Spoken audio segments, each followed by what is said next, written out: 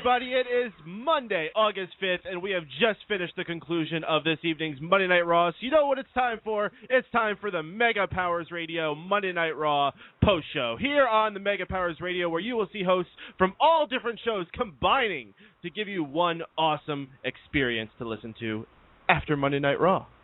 So to introduce ourselves here, I am Mike Payton, lead host of Keeping Kayfabe, and a member of various other projects that you will hear mentioned throughout this little group here. Joining me this evening, we have Anthony Mango, lead host of Smack Talk Radio, president of Fanboys Anonymous, and also a man with many, many, many appearances on other projects. How's it going tonight, Anthony? Not too bad, not too bad. Excited to be here. I didn't even give you the opportunity to make a what's shaking joke. I didn't have any, so I was thankful. It's a little more formal. I'm going to switch it up here. Next joining us, one of the coolest dudes I know. I mean, really, really cool. The Bounce House King, Drew White. What's shaking? Hey, just being cool, you know. Got to get them blessings, you know. Got to get cooler. That's all life's about. So, wouldn't he be the prince of Bounce House? Because wouldn't his parents be the Bounce House king and queen? So he would be the prince. You're absolutely correct, Brendan. Thank you. Yeah. Listen, not the king. He has to find his queen first. Listen. We all know it's all about one thing. It's all about the millions of dollars. Oh. Money. Maybe you could be like a warden of a specific section of the bounce. Yes. He's the lord of the what's like a different kind of one. Damn it. No, I'm gonna start up the lord of the portal. Oh gosh. Never mind. Let's just move on. You just heard chiming in there one of my buddies from Keeping Kayfabe, lead host of Geek Speak and Sportaholics Anonymous, Brendan Ligon. Brendan, what's shaking, dude? And director of moon-based operations at Middle Village Wrestling. Thank you. Well, how's your space program going? It's going all right. First show on the moon in 2100. Oh. Is that supposed to be like 2100 hours or? No, 2100 AD. I'll be there. Okay. Yeah, man. Well, I'll bring a Smark Out Moment sign. Totally. He'll sign up. And the Cena Fears pants. We got joining us from across the pond, Mr. Michael Burhan. What's shaking, Burhan? Oh, all good. We just had the premiere of a new show, which I'll talk about later on. And also, IGG did really good numbers. IGG did do absolutely fantastic. I got one more person to introduce, and I'm just going to do it quick, not to harm you, Jester, but we do have a caller on the line I want to bring on. Caller, please don't go away just yet. Mr. Chris Jester is with us as well. Hi. Straight to the point. I like Chris Jester when you can do that. All right, caller from the 412. We're going to bring you on. JD. It's JD, I think. It is JD. How you doing, boys? Absolutely tremendous, man. I think Raw was absolutely better than last week. I mean, it isn't the most exciting Raw of all time, but I think we saw some cool things develop, plus two big returns. Yeah, we did, and I'll tell you, it was a good show tonight. It was nice to see Kofi back in the lineup, however, and I'm wondering if they're going to start a feud with him and Fandango. Obviously, we'll have to wait and see. And then, of course, Ricardo getting beat down with a bucket, apparently. I think that's leading to a face turn for him. As far as the show goes tonight, yeah, you're right. It wasn't a bad show, but, I mean, I'm glad they limited Brad Max's appearance tonight to only one segment, and, of course, that was announced the main event. That was pretty good to see. But the whole beginning with Vince and Daniel Bryan, I mean, really, did they want to do this for like 20 minutes and bore us to death with that crap? I mean, I'm sorry. I mean, Vince has just got to go away. He really does. Every week, he continues to tear Daniel Bryan down a new one, and it's just getting more and more stupid by the week. And, I mean, Triple H did make a valid point tonight. I mean, he should have confronted Vince about it before the show was over. But, of course, they're probably going to save that for next week. But I'll tell you the match that I'm really looking forward to, and I'm going to miss this. Like I said, I'm going to miss SummerSlam next night because I'm going away with my family on vacation. But I will be watching Raw the following night, obviously, while I'm away in the Outer Banks. Is going to be Punk and Lesnar. I mean, this is just a tremendous build-up they've done so far with these two. And I think it's getting a lot more attention, and it should be. And as far as the Total Divas show last night, I don't know if you guys saw it last night, I thought it was a little bit better this week, better than last week, I gotta say. But again, there were one or two things I didn't like. The whole Eva Marie thing and the Fandango thing was kind of stupid. I just don't know why they're even having her in the company. You saw tonight the whole thing with the Bellas and Natty in the back, and I thought that was going to lead to a match, obviously, but I imagine they're going to figure because of the time constraints, they're not going to save it until probably next week. But I'm sorry, this Ava Marie is nothing. She's another Bella, if you ask me, and it's time for you to go. You're a joke. You know, it's funny you mentioned that. I believe I was talking to Jester, Chris Jester, in the chat earlier. We were saying that what we may see is AJ and Kaitlyn end up in a mixed tag with Dolph Ziggler and Big E Langston. So that might free up a spot. I think we'll see that Friday on SmackDown. Okay, that could absolutely happen. My worry is that we're going to see them do that, so it frees up the spot to have the singles Divas match, or not the singles match, but the dedicated Divas match, for an opportunity to have the Bellas and their new friends from the Total Divas show in some type of match. I don't know how they would work out. Someone mentioned earlier, JoJo is no more. Tony, I didn't hear that earlier? No, I didn't say that she was released. I said that they didn't have her out with the Tons of Funk. They had her out before doing the theme song, and I was thankful that she wasn't out because I don't want to hear her sit there and go, yeah, the whole fucking time. What do you mean doing the theme? Everyone ignore that call. What do you mean she was doing the theme song? She was singing it? Yeah, she was singing it. And I love that theme song, so the less that they have her do that, the better. You love the Tons of Funk theme song? I love it, yeah. Oh, my goodness. JD, I got a question to ask you guys real quick, though.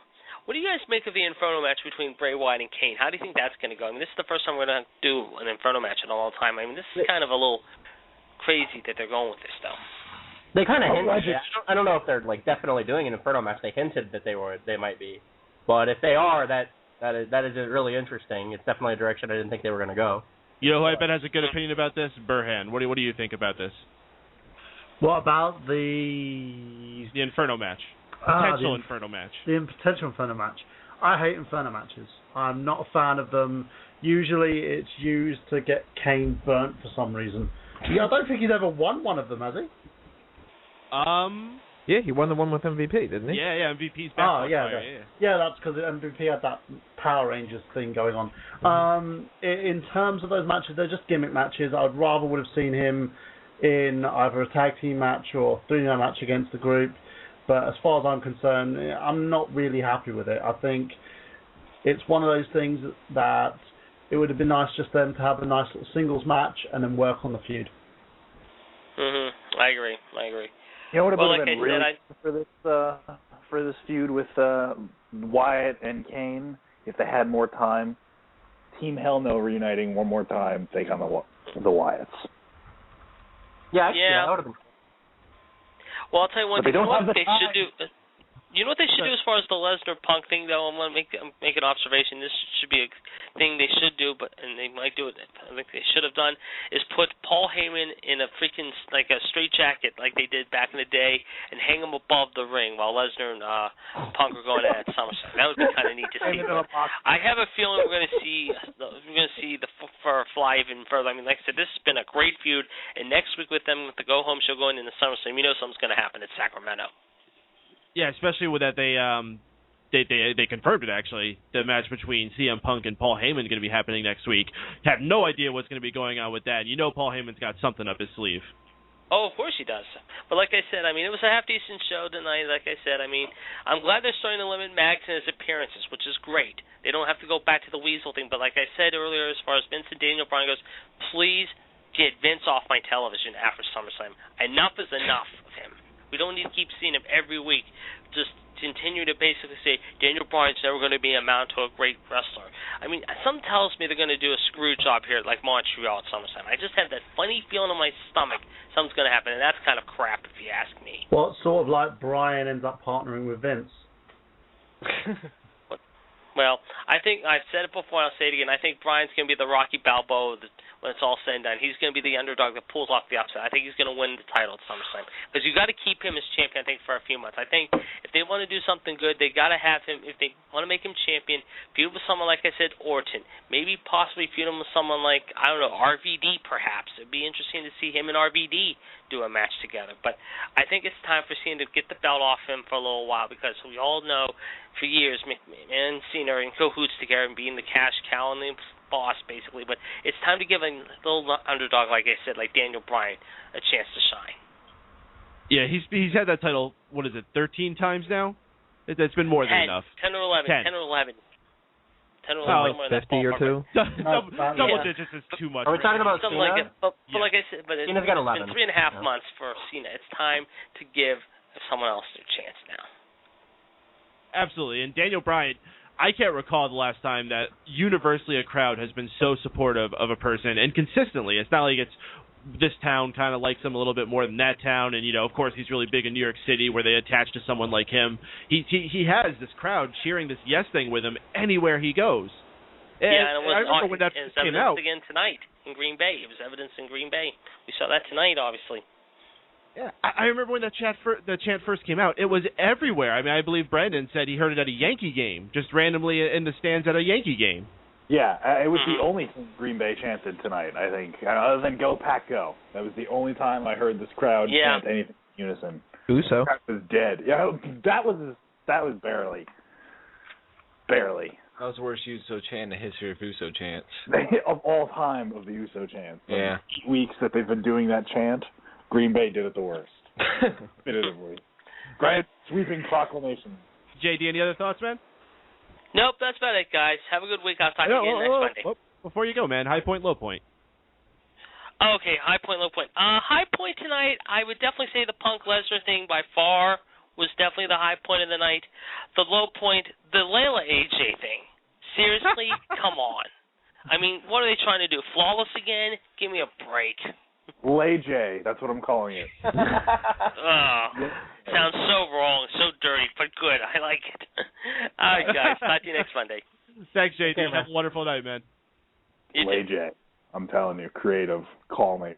We can talk. I'm copywriting it right now. So thanks always to JD, our most consistent caller. Always awesome to have him on the show. If anyone else you'd like to call in, talk about what you think about happened on Raw tonight, maybe think about what's going on coming up to SummerSlam, dial in at area code 760-512-7247. That's area code 760-512-7247. Or we've been trying to push this. You can go to the BTR page where this is playing, and you can call in using Skype just by clicking on that little Skype logo there. So that's nice and easy. As a matter of fact, we got another caller on the line. Caller from the 407 area code is calling in. Caller from 407. What's your name? Where are you calling from? Yo, it's Robert from Orlando, Florida. Awesome piano man, 1021. Awesome piano man. Man, if this wasn't enough having Mr. Cool Man Drew White here, now we got awesome piano man. That's what's up. Overload. Rob, what's on your mind, dude? No power pack schedule, right? So many superstars on Mega Powers Radio. It's running wild. It's running wild. It's hog wild. This is where the power lies. Oh my gosh! All right, I just have to say this really quick. I forget what page it was. I think it was like WWE memes. Ed posted something about this date in history, and it was talking about an event that happened at Hog Wild, but they just wrote it as Wild Hog. I don't know why. Just reading that made me hilarious. Like Dean Malenko won the U.S. title at Wild Hog. All right, Rob, I'm sorry I delayed you. Pass it back to you. What's on your mind, dude? No worries, man. Well, I just want to say, first of all, you guys are awesome. I'm probably not going to be on as much on Smack Talk or on Mega Powers as much because I'm actually going to be hopping on the webcast with my fiance. We're going to be doing some wedding planning tonight. But just on these rare moments, I got to check out Raw tonight, and I have to agree with who was on the last call? JD. Oh, JD. JD. Mm-hmm. Oh, yeah. I have to agree with him a lot on all the points. I'm actually, I was glad I was getting home a little bit late, and I tuned on, and my DVR wasn't fired up for Raw for some reason. But I missed the first 20 minutes, and I was like, oh, I'm glad I did, because I don't really see why they were doing this whole.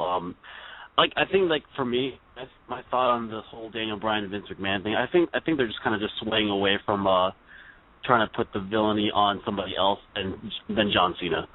I think that when he was doing his promo tonight, it just seemed like the crowd was definitely, at least 75% was not behind him at all. And no, he was very heelish tonight, I thought, in that promo he was doing tonight. I liked it, yeah. It's a good point, though, that they are trying to pass the heat from Cena onto somebody else. Yeah. So, whatever floats your boat. Drew's just so nonchalant. He doesn't care. He's like, Yeah, I actually missed the first 20 minutes too. So I'm actually, when we get to go in our rundown, I'm gonna need someone else to give me more of a clear cut thing on that. But what did you think about the rest of the show, man? What else stuck out to you? Robert? I think we lost Robert. Oh no. No. Ah, dang. Robert? Is he? No, we're not. You can do the Darth Vader. No. That's what I just did. All right, Robert. I'm gonna cut your line here. If you're still listening out there, feel free to call back in. We'll get you back on. But something happened with your line there. We lost you. All right, guys. So let's start doing our rundown here. So as I was saying, I was just like Robert, and I did not catch the first 20 minutes or so of the show, and I guess they were doing this whole corporate makeover of Daniel Bryan. He came out in a suit. He had his hair tied back in some type of ponytail type thing, and I guess they were about to do a shaving of his beard, where they were going to have Wade Barrett come out and do it. And someone want to run down this? I'm kind of just like speaking out of what I've seen pictures of. Well, Jinder Mahal came out and turned babyface. No, that's just most important. Bryan came out, cut a promo, talking about how he's a wrestler and John Cena's an entertainer, like the typical thing that the internet fan favorite does when they're running down John Cena. Yeah. And then Vince came out. The part that Bryan did without Vince out there was actually good. It wasn't agonizing, I don't want this on my screen television. Then when Vince came out there, it started to go downhill that direction because the segment was running too long. And when Vince came out, he basically told Bryan that he looked okay, and he made fun of him. He said, "You're not 5'8", you're really 5'5", and he ran down all these things about Bryan. And then he said, "There's one thing left you have to do. You have to shave your beard." So then he said, "Do you really want to be WWE champion? If you really want to be WWE champion, you'll shave your beard. I have influence. If you want me to have anything to do with you being WWE champion, you'll shave your beard." And then he was about to do it. He has Wade Barrett come down to do the haircut or whatever. And then as Barrett's about to shave Bryan tells him, leave a little bit right here. So, like, Barrett will lean in close. And then Bryan headbutts him and turns him around and beats him up and then shaves his face. He shaves, like, half of Barrett's beard. So, like, Barrett's got, like, half a beard and half no beard. So I wonder if he's going to come out with, like, like completely shaven next week, or if he's going to come out with, like, the patchy, like, slightly shaved. But anyway, I think we got Robert back on the line here, so let's bring him back in here. Rob, you back with us? Yeah, I'm right here. All right, cool, man. I don't know what happened there. Glad we got you back on here, though. So what else stuck out to you about Raw? We were just starting to talk about the opening segment, which obviously neither you nor I saw. But what did stick out to you that you did see? Gosh. I think that I thought that the Wyatt promos are always great to watch. I'm actually intrigued, at least of I know that actually Burnhead does have a good point about Inferno matches, but I'm actually kind of intrigued that it seems like they're going from a PG to a PG-13 era now. It seems like a sinister way to debut someone too in an Inferno match. That's true. It's kind of pretty quick, but I think that also. But I mean, it just seems like it was a little bit kind of not a dull Raw, but it just seemed like just an average Raw. I'm kind of confused of some of the things that are going on. Like, yeah, I agree with the Lay J thing going on. I'm like, what happened then? And also Ricardo Rodriguez. I mean, there's all these different mixes of different staples that are going on that I'm just confused of where they're going to go from here now. You know, it's funny you're talking about being confused, because one of the things we were talking about in a private chat we were having while watching Raw was Randy Orton at the end of the show just cashing in his Money in the Bank. And of course, everyone was having those thoughts there, and he teased it. But what if they actually went through with it, and it was just, as Chris Dace, shout out to Chris Dace, who isn't here right now, completely just fucks logic. Just throw it out the window. Who cares? Let's just do this. And all of a sudden, we have Randy Orton versus Daniel Bryan going into SummerSlam. Yeah, I thought that would have been wild if that actually happened. But I was actually more anticipating, like, Cena to actually give an attitude adjustment to Bryan to actually show that he's actually a full heel. But that didn't happen either. And it's just like, okay, we're just going to go with face versus face. But, you know, still one more week. Yeah, still one more week, but it just doesn't seem like it's building the way that Well, I mean, maybe not the way that I want it to, but at least it just doesn't feel like it's just going to be going just face versus face pretty much, and it's still going to be everyone's cheering for Bryan, and not many people are going to be cheering for Cena. Yeah. All right, Rob, your highest point and your lowest point of Raw tonight. Well, I mean, even though the opening segment was kind of blah, I still kind of think that the Bellas still take the lowest segment, the lowest point in the show. But to me, it's still it makes me laugh just to rewind back. I think that Brock Lesnar had the Tony Schimmel moment where he was like, the best of the best of the best. I'm the beast. And I cracked up big time with that. So that's my high point. It's so random, but I don't care.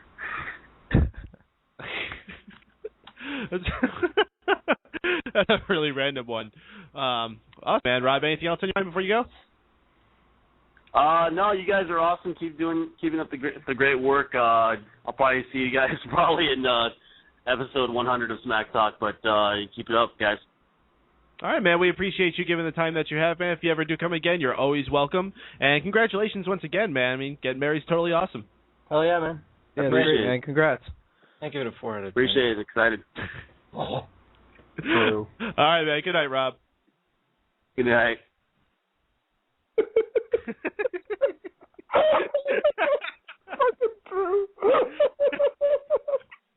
Did I miss something? What's going on? Drew said he gives getting married a 4 out of 10. We got Mr. Paul Hibbert called. You know what? I never introduced Sean Walker. Just joined us as well at some point while we were with one of our. Just joined us. He's been here for 20 minutes. Yeah. I think we should patiently. It's like a million people here. Sorry, we're gonna bring Paul in as well. The Welsh. Paul, you there? Yeah. Hi guys. How you doing? What's hey, shaking, dude? Not a whole lot of. Let's continue our rundown here. I guess we left off talking about the whole shaving thing. Anyone else have anything they want to throw in about this? Was someone expecting this to really be a complete corporate makeover of Bryan, or was this just status quo? I like the segment. Save the beard. Why the fuck was Wade Barrett out there? That was just completely random. Just he needed to be on TV, all right? Well, he needed to be on TV. You could have just put him in a triple threat with someone if you really wanted him to be on TV. Hey, I mean, shoot, he just went out there. You got paid just pretending. He got paid to get his beard shaved, pretty much. I don't see anything wrong with that, actually. I can see kind of. All, you go first. Okay, first of all, what beard? Like compared to Daniel Bryan's, that was a little stubble. And now, but it was also black, so it looked a lot more badass than Daniel Bryan's light beard. This is true. But I mean, at least you got paid. But I don't understand why you don't save that spot for like Donald Trump or a former hair-to-hair match kind of guy. Yeah. Give it to somebody who actually means something. I know you want to push Wade Barrett, and you got to give him some time, but it just ended up so badly for him. Right, Brendan, what are you going to say? I was going to say that whole segment was sort of, or at least Mr. McMahon's portion of the segment is kind of metaphoric for Wade Barrett's career. Someone who's willing to do anything to get a title shot. Sure, Mr. McMahon, I'll be in this segment where I come out and try and shave Daniel Bryan's beard and have my facial hair shaved off. Sure. Jesse, you about to say something?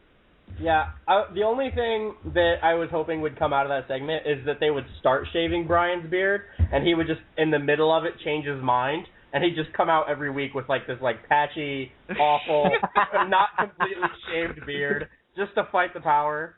Like, that would have been so awesome. Like, it'd be way better than his beard now. Just like part of it's gone, and there's, like, patches on the side. That'd be perfect. And then if that's how he won the title, so then anytime, like, they have those flashbacks, like, once upon a time in WWE, it's him winning the title. And for people as, OCD as WWE sometimes ends up being, like, with Orton, you have to stand on the ropes to point to the sign for the fireworks to go off and all that. For them to have that, they would just be killing themselves. But then they have to change the T-shirt to Fear the Half-Beard. That's such a dumb, like, thing. Like, fear that, like, the beard is here. Oh, my God. That's just so lame. I cannot even process how lame that is. Like, but you still want the T-shirt. I don't. I absolutely I want don't the T-shirt. I want the T-shirt. T-shirt's badass.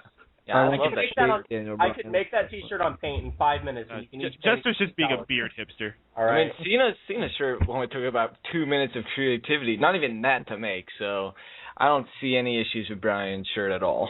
Like I said, if you guys want me to make you Bryan's shirt, give me $15 and I'll make it on Paint in 5 minutes, and you can have it. All right. Nah, it's not WWE official. I can't have that. Yeah, it's gotta have the tag. Yeah, come on. The fancy tag is what makes it legit. I'll crop the logo in. Oh man. Well, I'm just gonna say one final thing about this, and that's Daniel Bryan. He looks like a young Santa Claus. That's all. The bottom line, because Drew White said so. Bingo. All right, so I guess this was the next segment. This is where I came into the show. Alberto Del Rio versus Rob Van Dam.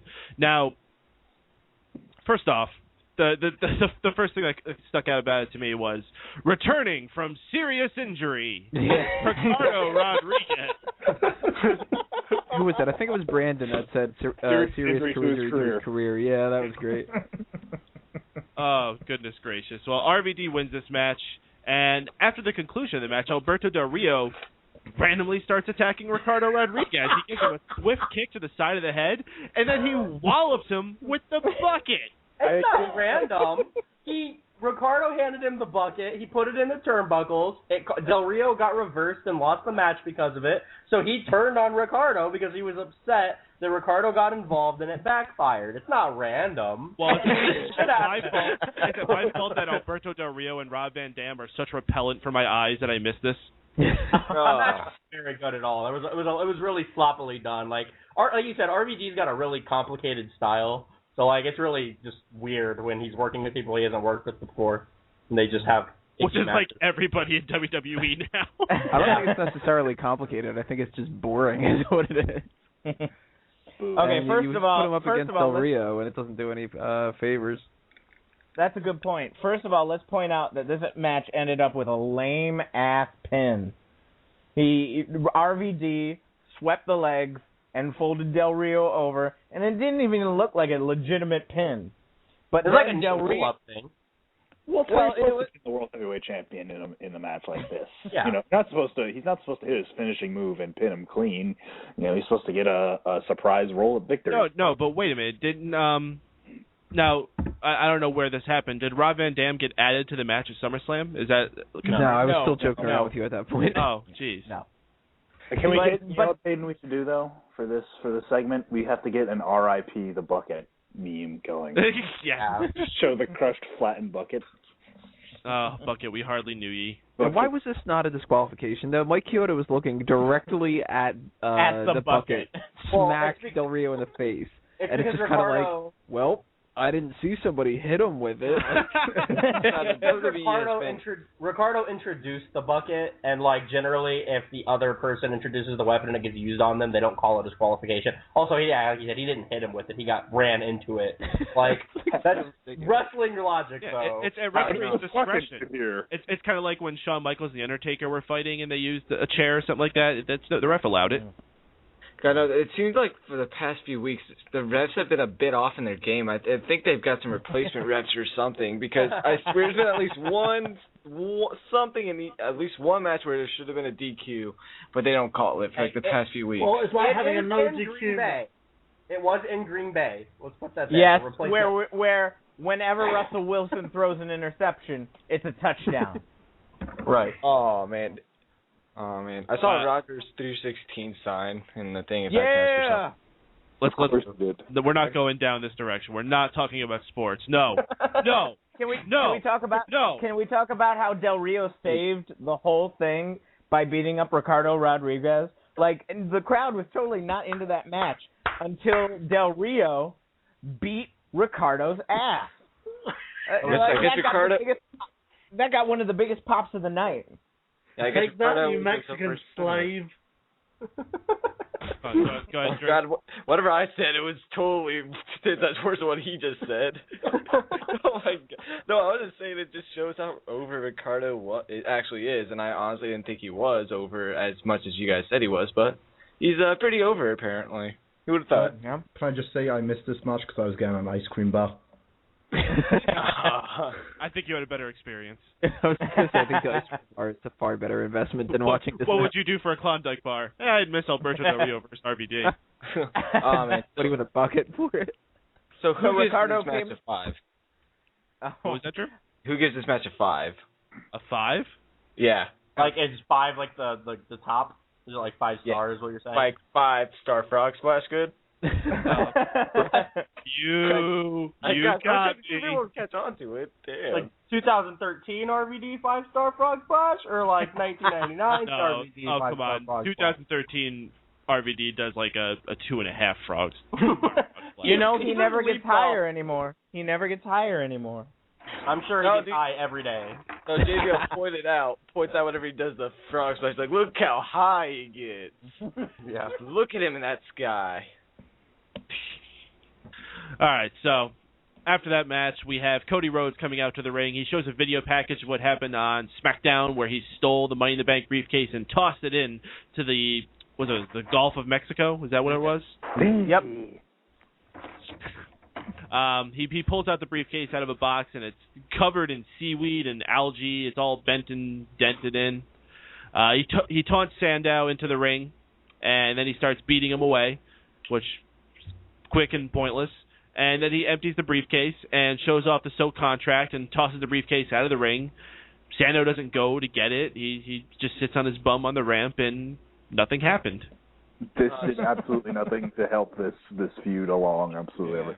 This segment hurt this feud more than helped it. It was kind of cool seeing the briefcase, but I felt they could have done more. I mean, having the seaweed that was like sticking out of it was kind of great. But if they opened it up and if there was like a fish that fell onto the floor and was still flopping. It's the tuna from last week's Raw. My question is, where did they find that briefcase at? Oh, he said he spared no Gulf of Mexico. Yeah, well, they hired some divers. They put on their snorkels and they went and got it. Well, I think Brayden brought up a great point. Why were there burn marks on it? Honestly, it was sharks with laser beams. Said it was algae. It should look more like algae. So. No, but it was clearly browned. Like, why would it be? It was brown algae. No, it's okay, I thought it was rusted. It was brown because it was such a shitty segment. That's what it was.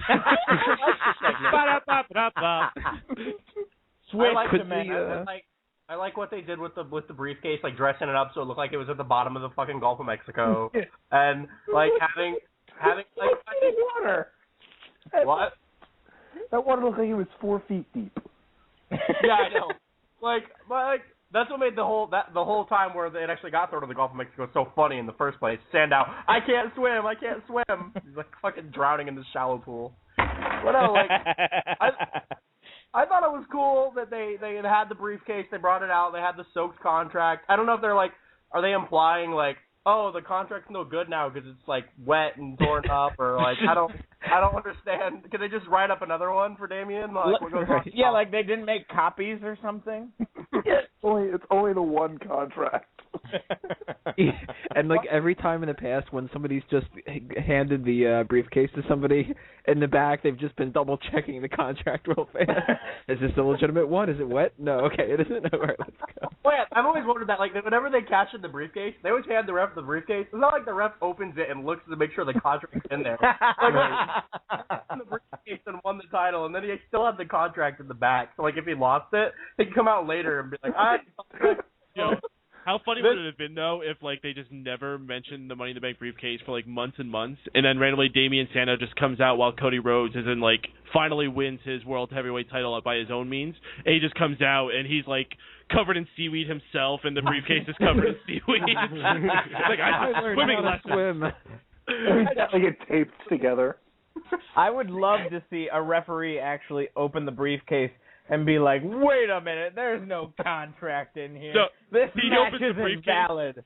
He opens up the briefcase and he goes to look into it, and a crab pinches his nose, and he gets... It's the Little Mermaid. Or even worse, you can have, like, he opens the briefcase, no contract, then a shark miraculously appears and cashes in. Shark Boy. And cashes in against Alberto Del Rio. What I'm wondering is how the intellectual savior of the masses can't swim. Well, it's the unwashed masses, so he stays away from water. The unwashed. So basically, Ricardo Rodriguez. Oh, bam!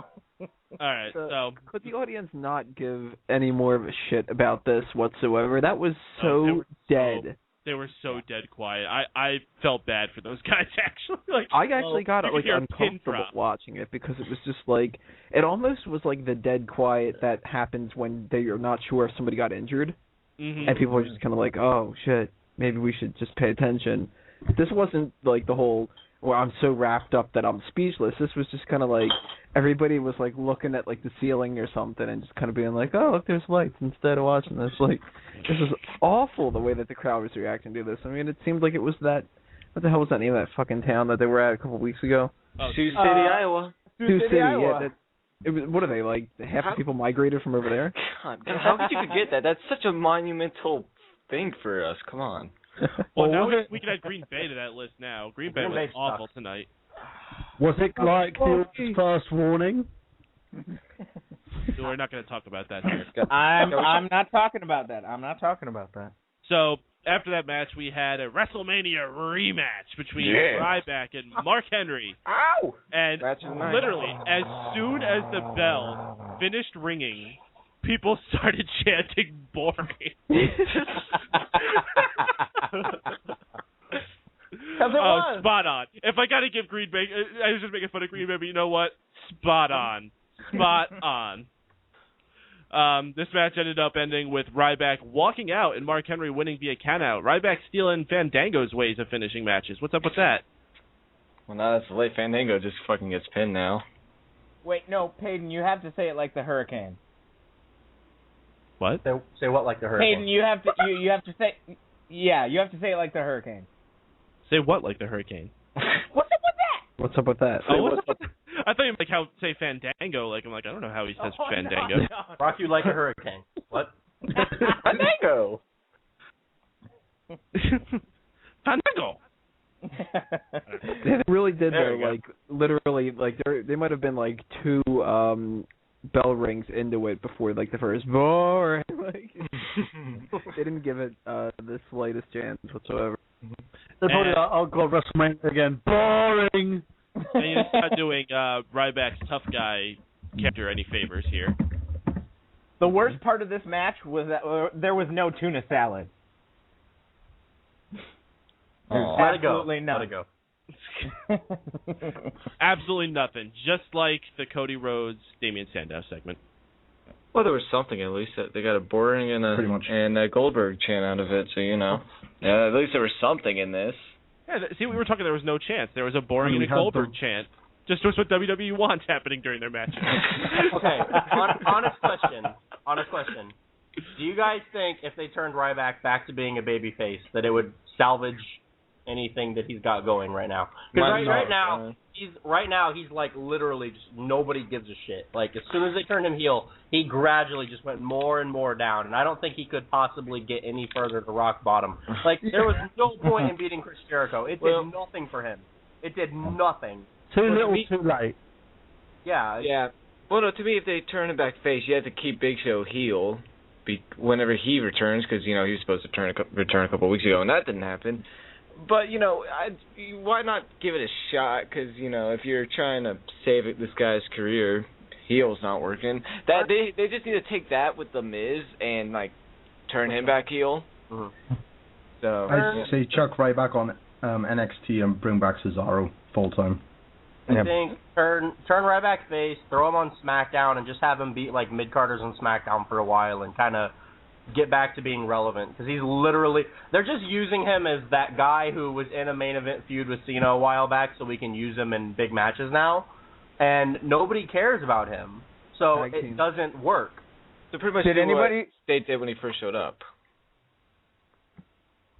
Who was saying that? Did anybody what? Did anybody realize that once they turned him heel, they cut all of his lyrics out of his theme song? Oh no, they didn't cut all. They just cut the "Feed Me More's" in the beginning. They cut the actual song part. I watched him tonight walk down, and that You won't know and you won't get too far. No, it's still in there. He's still got lyrics in his song. Yeah, you're crazy, dude. I might be crazy, but you be tripping. You be tripping. We basically might as well turn him back into Skip Sheffield at this point. Yep. What it do? Maybe they won't realize. Put him in a tag team. Why not? Tag him up with somebody. Why don't you just tag him with Rob Van Dam and just pull the paint shirt? No, tag him up with Yoshitatsu. No, damn it, I was going to say it, baby. Tony's like, every time Tony's trying to figure out what to do with somebody, his immediate instinct is just throw them in a tag team. Yeah, like, that's every single time. Scared of Teddy Long. Because what the hell? I mean, if you like the two things that people complain about with the tag team division are it doesn't have enough time and that there's not enough tag teams. Well, if you put more people in the tag teams, then you'll be able to fit more people on the card, more tag teams on the card, and then there you go. Yeah. Do you think that like Ryback being jobbing the people as a singles career is going to help him any better than jobbing as a tag team where 3 other people instead of just one other person can be in the tag team match? It showcases 3 more people or 2 more people. You've got to say one thing, Tony. You've got to say player at the end. I would actually like to see Ryback join tons of Holla funk. holla. That would be pretty cool. What would his nickname be? You want him to join Tons of Funk? Yeah, that'd be awesome. Oh, God. What would his nickname be? Not bad enough. This is like, 3 guys who can't dance? Yeah, boy. Oh, my God. Awesome piano man in the chat. Teddy Mango. Oh. That's the new one. I love Got it. him. Yeah. All right, so moving on from Ryback and Mark Henry, we go backstage and we see the Bellas and that redheaded chick flapping their gums. Who knows what the heck they're talking about. Eventually Natalya comes in and she slaps one of the Bellas, and the Bellas looked kind of hot in the dresses they had on, and that's about all I can say. You know, one of them. Then they opened their mouths. They opened their mouths and ruined it. If only these segments could be as decent as Total Diva is, then maybe they could salvage them on TV. Was that just said? Yeah. Wait, no. I will defend him. I watched Total Divas, and it was actually kind of entertaining. It's not amazing, but it's not as terrible as what you guys said it'd be a couple weeks ago. And I was the one I was like, it could be worse. We should give it a shot at least. So the Divas segments on Raw were more terrible than this show. Yeah, I don't even know, which makes no sense. Raw is based around males, and like the Divas come in for 15 seconds. But they have a whole TV show about females, and it makes it's average. And it's like, what the fuck's happening? Total Divas is more entertaining than anything on Spike TV on Thursday nights. Hey, here's what's told me on Total Divas. Can you be more specific? It's a certain program that airs during Keeping Kayfabe. Here's what's told me on Total Divas, all right? Not even 5 minutes into the show, they're in Brie Bella and Bryan Danielson's apartment, and they're taking her dog out for a walk, and the dog pisses right on like the outside concrete area. She's like, "Should we throw some water on it?" He deadpan look in his eyes, shakes his head no, and just keeps walking. Guy, he's not even the show in any sport. He's already the best part of the show. Yeah. No, this is true. I never thought about that. Daniel Bryan in a reality show too.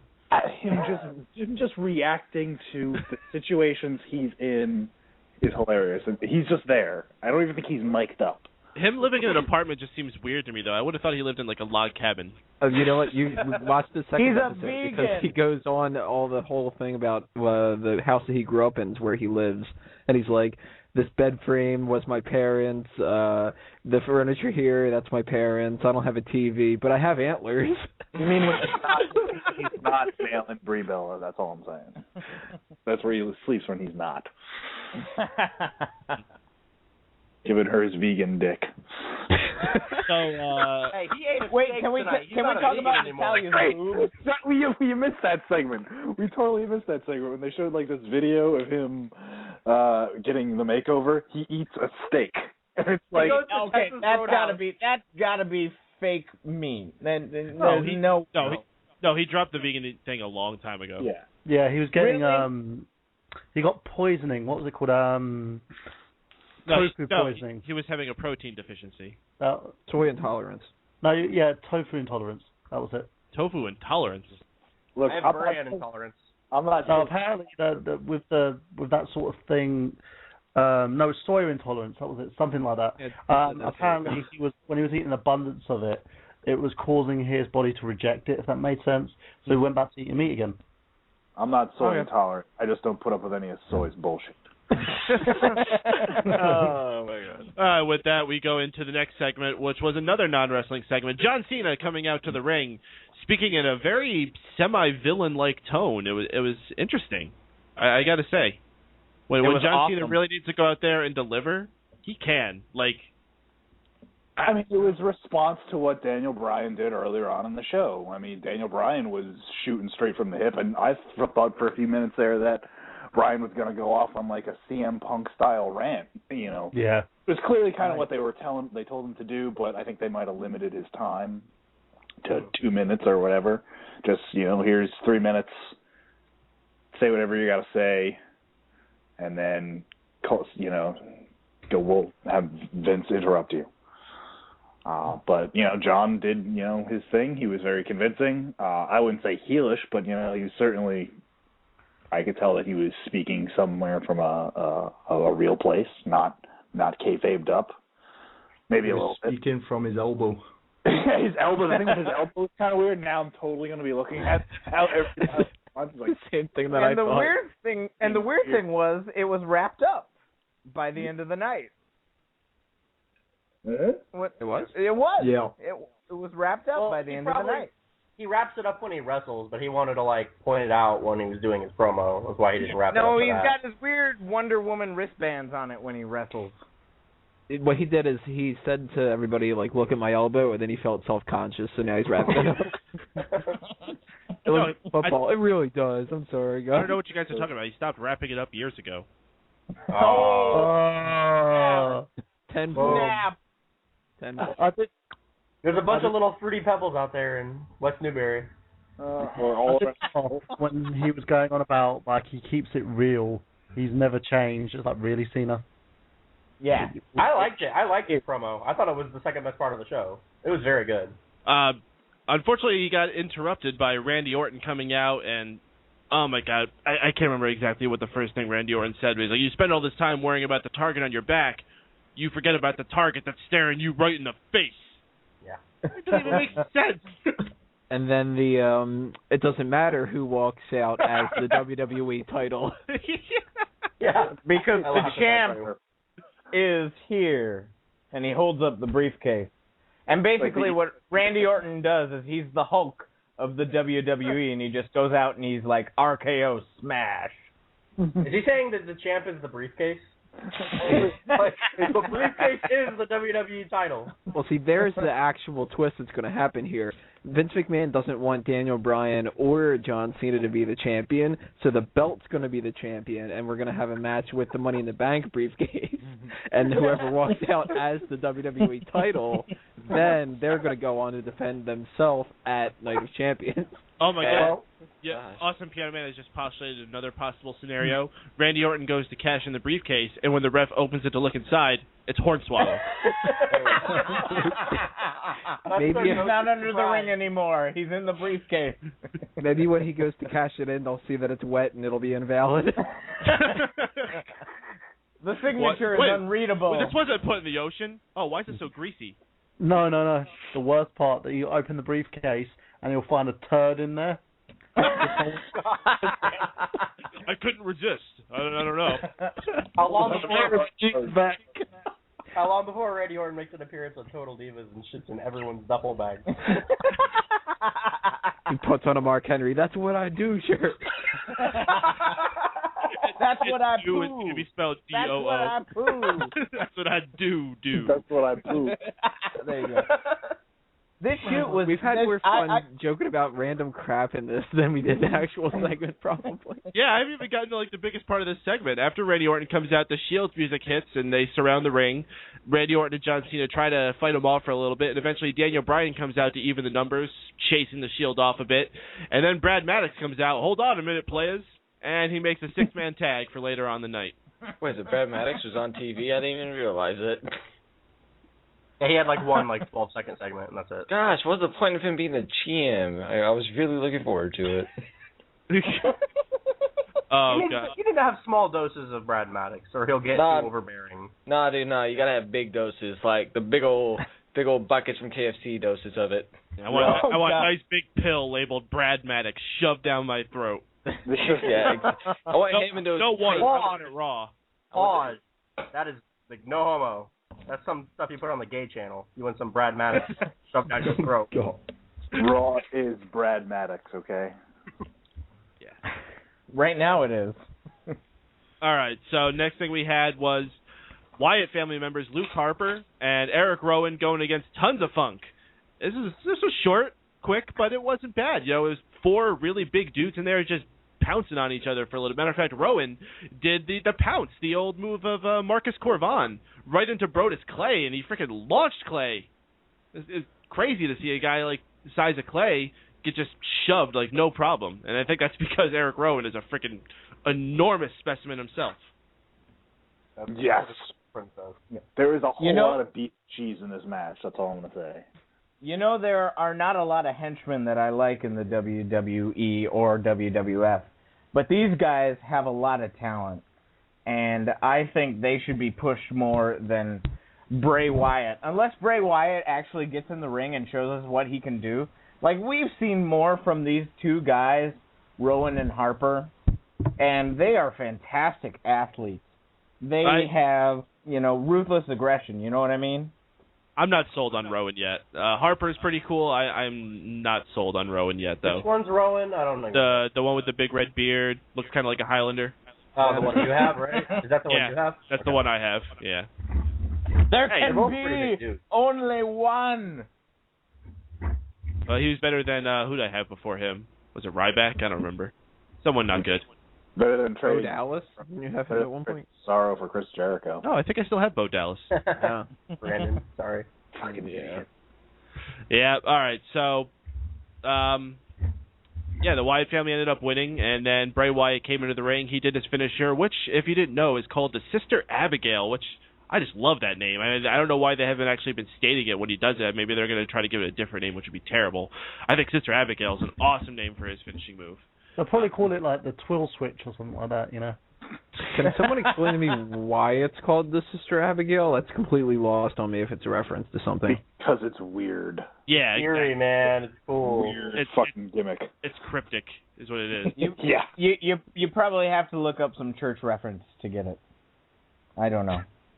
Sister Abigail was the nun that smacked Husky Harris around when he was a kid. So if anyone out there knows why this is called the Sister Abigail, please call in to us. Area code 760-512-7247. That's area code 760-512-7247 to call in to hear the Mega Powers Raw, Monday Night Raw post-show. It probably was. It probably was like someone from his youth or something like that, the young Mr. Rotunda. Maybe with the fact that he kisses the people beforehand, they were going to originally call it the Brother Love and decided to go a different way. Or maybe his brother, Bo Dallas, actually used to be his sister. I would respect it so much. Bo Bro Dallas. Abigail. Oh, that was bad and good at the same time. All right, Bryan, you know what to do. Find an go with it, Mike. Now. Go with it, Mike.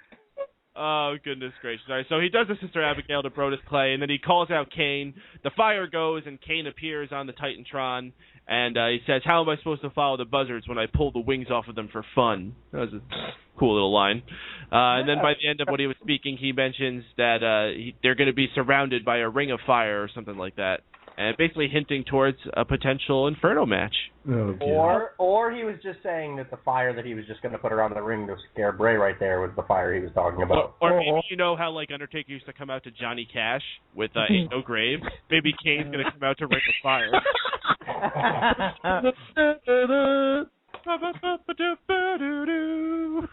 I actually didn't think this was, like, verbal-wise, this was always, going to be a bad promo for Kane. But I thought the way that they staged it, I actually thought this was a good push for Kane.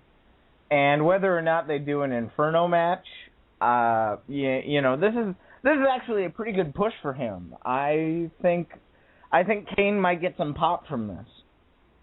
You gotta make Kane a monster. So when Bray Wyatt beats him at SummerSlam, it makes Bray look better.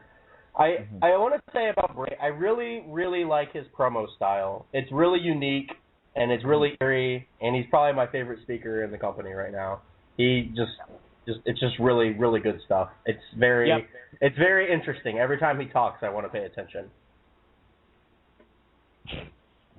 All right, I guess that'll be it for that segment. The next thing we have is our Divas match of the night. It was only one night, right? We didn't have more than one. Am I thinking back wrong? Yeah, we had Layla versus Kaitlyn. They replayed some footage from SmackDown where Kaitlyn turned her friendship against Kaitlyn and revealed her true friendship towards AJ. Wait, what? Wait, Yeah. You mean Layla? Wait. Oh my God! said, Yeah, I'm sorry. You Kaitlyn'd your line. All these women are the same besides AJ. So,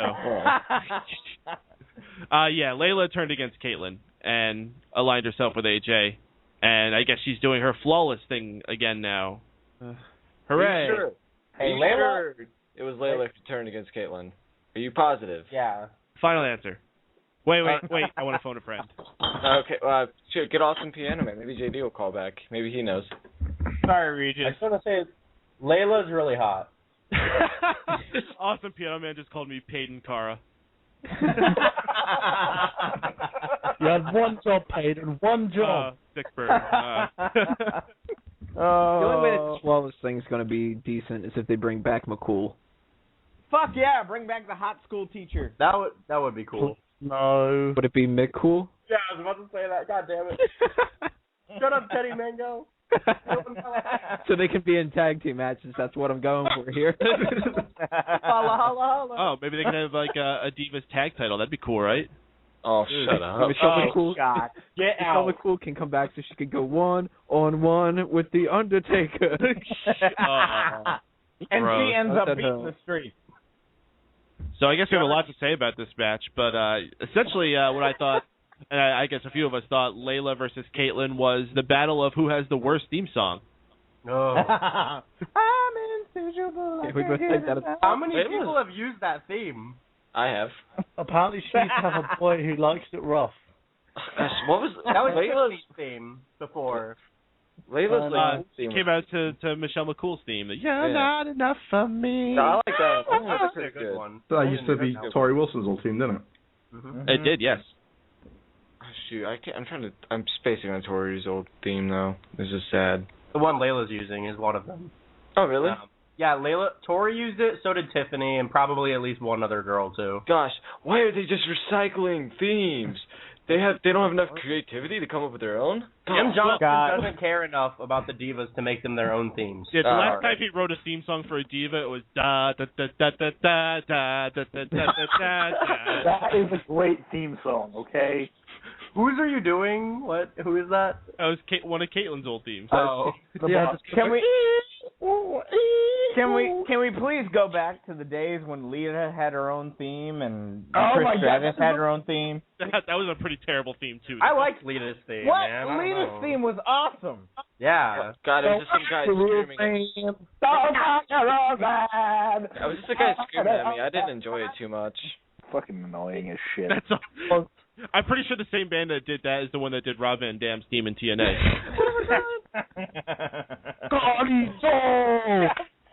That's not cool. Okay, so let's go back. Let's go back right. to Stephanie McMahon's theme with "I'm All That was a good Grown one Up." too. Yeah.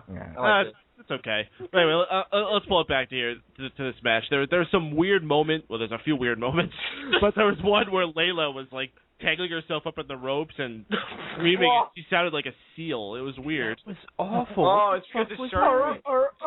It's because it's Shark Week, dude. You know, it's a bad week to be a seal. Maybe she. JBL coined that the sloth. Did you hear him say that? I thought that was Lawler. Was it Lawler? I thought it was JBL. That was cool. No, it was Lawler. You're right. It was Lawler. I thought it was Miz. Why is Miz still there? Who knows? Not even Miz knows. It's because the Miz is awesome. I think he might be seeing Pat Patterson for some after-hours classes. That's a nasty rumor to start. Pick that one up, Scoops. So you're saying he's a Christmas turkey and he likes to gobble? Oh! Another horribly awkward moment in this match is there's a point where they're both running the ropes, and Layla just looks like she gets completely lost, and she starts slowing down and like she's about to ask someone for directions. Wait, did she like get lost in the ring? God. Yeah, she got like completely lost. She like got this completely confused look on her face, and she didn't know what to do. Gosh, am I supposed to turn at the right turnbuckle? Am I supposed to go straight? So she was gonna ask Kaitlyn, who spent her entire career being lost in a wrestling ring. Maybe you have she was the just right to confused remain because it finally hit her that they had a Divas match, and she was just like, why? She was not prepared for it. It just came out of nowhere. She's just like, wait a second, why do we have these matches? Let me think about this real quick. She pulled a Jeff Hardy. She went down there just completely drunk. That's probably why. People entertaining. I wish I was completely drunk having to watch that match. I bet that's better. So AJ ends up coming out during the match and doing her skipping around the ring thing, and it's enough to distract Kaitlyn as Layla hits her sort of roundhouse kick type thing to the head and get the pin. And so Layla gets a victory on her first match on Raw. Oh, cool. All right, so I have a question, just because I didn't watch SmackDown. So Layla is on the ropes of becoming a heel then, correct? She is now. Yeah. Now she's. I mean, I didn't know if they were going to do the whole Ziggler, give it a few weeks type of thing. Oh, she's when she interfered and blocked Kaitlyn from attacking AJ, that was a full-on turn. It wasn't okay. Okay, she made a heelish smirk. All right, heelish smirk equals heel. Yeah, I kind of didn't watch anything after like halfway through this match. You saw her skipping around the ring hand in hand with AJ, which was hot. Oh yeah. No, I didn't see that part. That was kind of hot. I went to go get ice cream. What is with you guys and just leaving to get ice cream during every episode? I was busy making ice cream. Who's podcasting from the highway? Somebody's going hog wild. You mean Wild Hog? Oh, bad movie. Layla went wild hog during this match. Layla, we spent way too much time on this match. Yeah. Oh, well, we spent most of it talking about like random Divas themes. I honestly thought when AJ came out, like half of her shorts were like see-through / lace, but then you took a closer look at them and they were just leopard skin, and it was just. And then your problem with that is what? Failing because you didn't get to see her actual ass. I want to see her ass. I'm sorry. Honestly, she's got one of the greatest asses in WWE. I thought it was she just kind of took a part of Fandango's pants and just put it on her. Paul, you shouldn't mock Biggie like that. One of the biggest asses in the WWE. And, yeah, you don't mess with a man who has bigger boobs than you. Come on, everyone knows that. Just hating on the boobage. I apologize. You could milk that man like a cow. Oh man, if girls didn't mess around with guys with bigger boobs than them, I'd never get laid. A little self-deprecating humor, always good. All right, fuck this match. Okay, that's Christian versus Heath Slater was the next match we had. We got 3-man band on the show. Don't hinder the gender.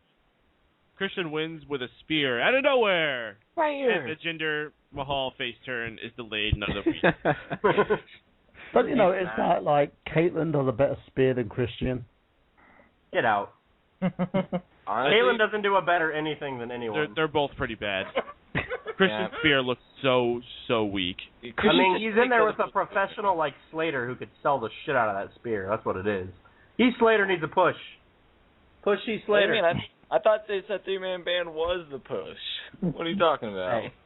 Heath Slater is the most underrated talent in the WWE today. I'm still waiting for that 3-man band concert. Right? That would equal ratings on main event. I'm waiting for Ryback to join them, and they're going to be the 4-man band. Oh God, no. You're right. He could be the screamer in the front. Oh, I yeah. thought this was a slap in the face to Christian. I honestly did, because he's done so much for that company, and you're going to put him up against Heath Slater, for God's sake. This is when you're going to complain when they bring him back and they bring him back on ECW and have him sit there for like 2 years. Hey, at least he went up against Tommy Dreamer and some fucking names. Honest to God, Tommy Dreamer is no different than Heath Slater. Heath Slater's a bigger star than Tommy Dreamer ever was. Probably. Okay, you take that back. You take that back. Because Tommy Dreamer, there's a reason they call him Tommy Dreamer, because he dreams big. Yeah, but just because you dream big doesn't mean you end up being big. Tommy Dreamer used to swing trash cans, and now he picks them up off the side of the road. You know who else dreams big? So when you think of the waitress at my local diner. Oh. Okay, so when you think of ECW, what are some of the names you think of? RVD, Sabu, Taz. Sandman. Paul Heyman. You don't think of Tommy Dreamer? You don't think of Tommy Dreamer at all? Raven. I think of Tommy Dreamer never winning the ECW championship until it was owned by WWE. I mean, I think the same thing of RVD, but you know. But every time they promoted him in WWE, they promoted him as an ECW entertainer. I'm sorry. Wait. What are you talking about? ECW? Technically, he did win by WWE. Why are we talking about Tommy Dreamer? Why are we talking about ECW? He was a hardcore champion. I don't know. Come on. Who knows? Honestly, I'm just saying, have some respect for the guy. No. Honestly, a while ago, I was going to say something about how I'd put Ryback in the 3-man band, but whatever. We're talking about Tommy Dreamer now. But when you come out wearing MMA gloves and shorts to a match, you just lose all respect. No, you don't lose respect when you're wearing the T-shirt of the upcoming pay-per-view. Yeah. That's when you know you lost respect. Every week. Also, when you drink out of urinals. Does anyone remember that gimmick? Yeah, he actually had a gimmick where he drank out of urinals. Dude, that sounds like the perfect gimmick. It washes the shit out of his mouth, so yeah, I think it's perfect. It's called a urinal cake. Exactly. Okay, so let's move into a little bit of a higher note here. We had a match between CM Punk and Curtis Axel. And this was a pretty good match. It wasn't very long, but what they were doing, it was some cool stuff in there. Eventually, it even got the crowd to chant, "This is awesome." Fuck this crowd. Bam. The match ends when Punk decides to randomly lunge at Paul Heyman, and I looked online at the results. This was a no contest. God. Random, pointless end to the match. But anyway, it prompted Brock Lesnar to come out, and he began laying the beat down on CM Punk. And after he got an F5 on him, Paul Heyman yelled at Brock, hurt him! And Brock proceeded to beat him down with a steel chair, and yeah, that was fun, I guess. I mean, it doesn't exactly advance anything. We didn't see any storyline progression, but we got to see Brock Lesnar on Raw, which we don't get to see him enough of, I think. I got to see Punk get the shit kicked out of him again, which has been very fun over these last few weeks. It was a fight. It was fairly back and forth. Punk actually had Lesnar on his knees, and he put his focus on Heyman. If he hadn't, he had Lesnar where he wanted him, even after having the match with Axel. So I'm still questioning why the fuck all these matches are ending in DQs when it's not supposed to be in one. There's no contest. I hate these no contest finishes they're doing now. There's one every week. Do it as a no contest when Brock comes out, but don't do it beforehand. Putting his hands on Heyman isn't enough. That's silly. Can I just say, I miss Brock Lesnar's belly to belly. That belly to belly was awesome.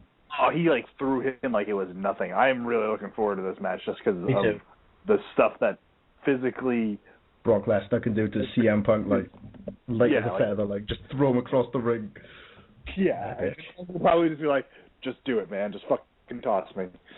And I actually legitimately have concerns whether or not Punk can win this match, because I don't know if Punk is strong enough to get Lesnar up. Wait. Are we actually considering Punk actually has a chance?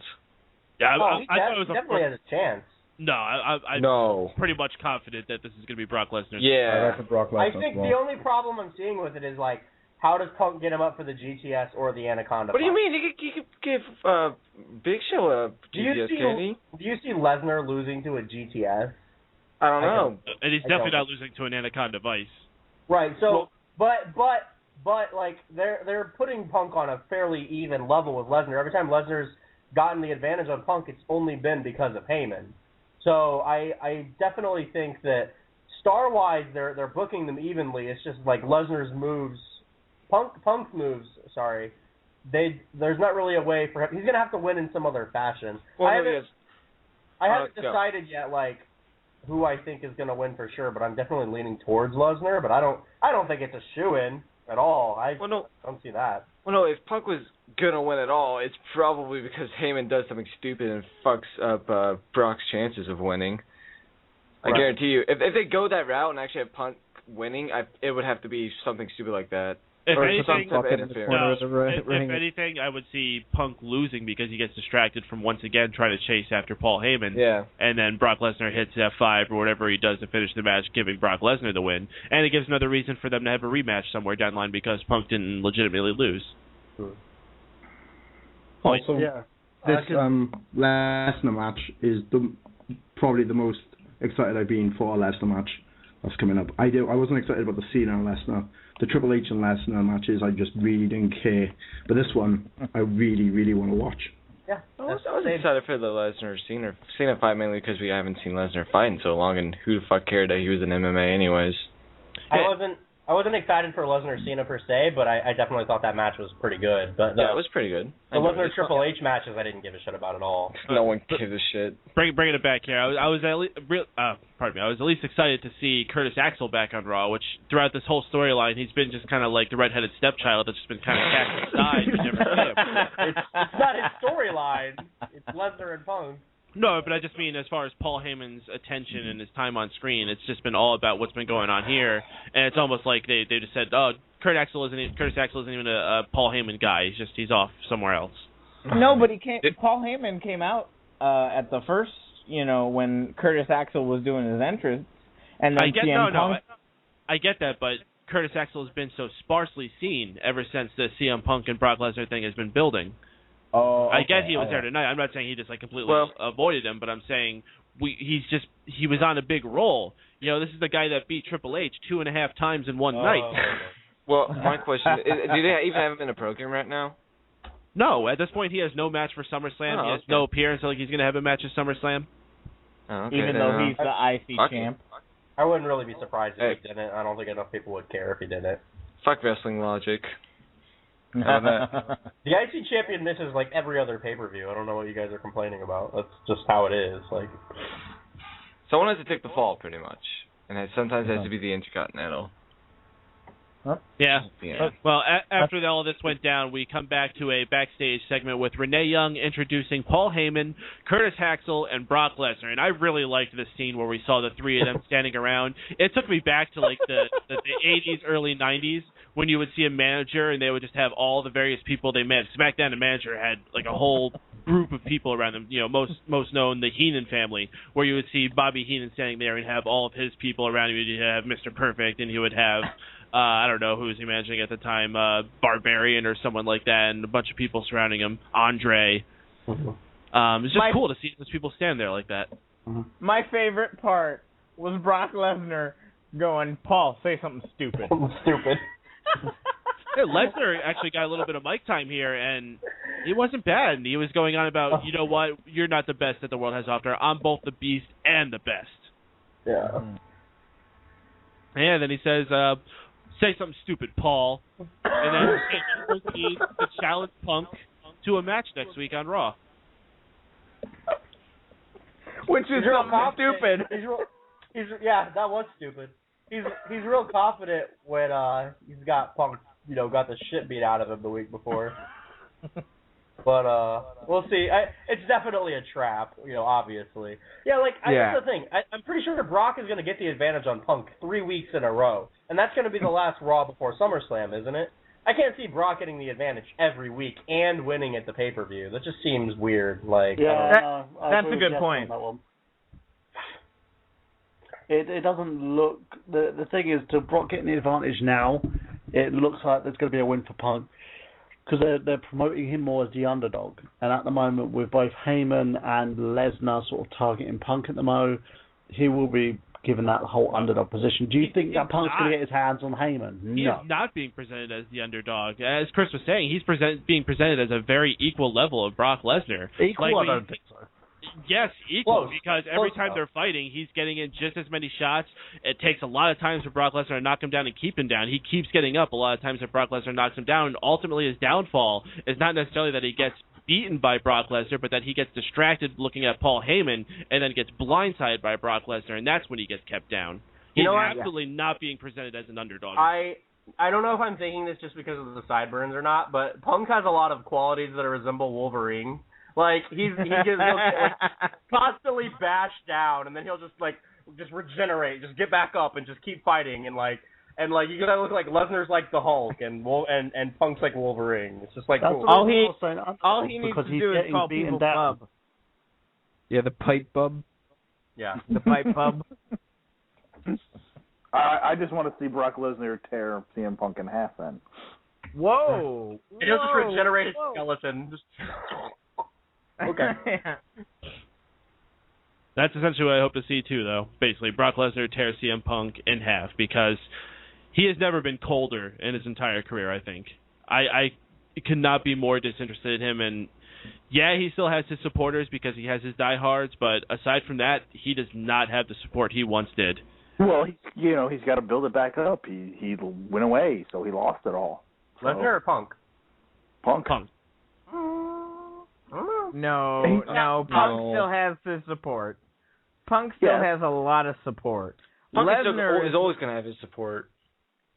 Yeah, like I said, he has his diehards, but aside from those, he's not like one of the big people that you think they're coming out. After Bryan, who's the second biggest pop of the night, CM Punk did. The crowd was going nuts for Punk the entire time he was out there. Yeah, CM Punk right after Daniel Bryan, he's the second most popular guy on the show. Yeah. I don't... I mean, I get criticism as being the biggest CM Punk fanboy on this podcast all the time. I'm going to say second was actually probably John Cena, third was Randy Orton, then maybe fourth is CM Punk. Maybe. Cena's been getting the mixed reactions again because of the Bryan thing.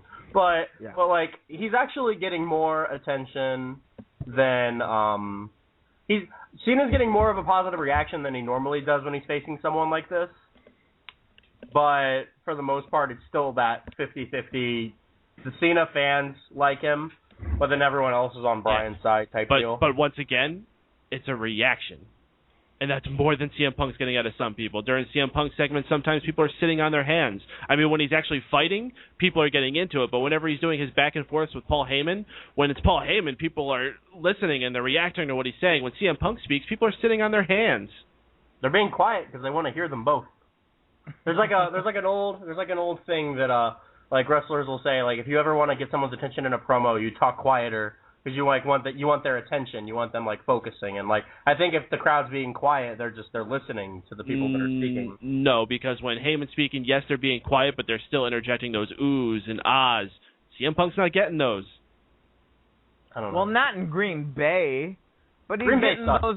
But yeah, he's getting those everywhere else, and fuck no, you. Like I'm saying, when he's fighting, I wasn't even mentioning what he was saying. When he's tonight, he was in a fighting role. People were behind him when he's actually doing something action oriented. But when he's left on his own devices and he's speaking in the ring, which was not tonight, I'm talking about the last 2, 3, 4, 5 weeks. He's been cold.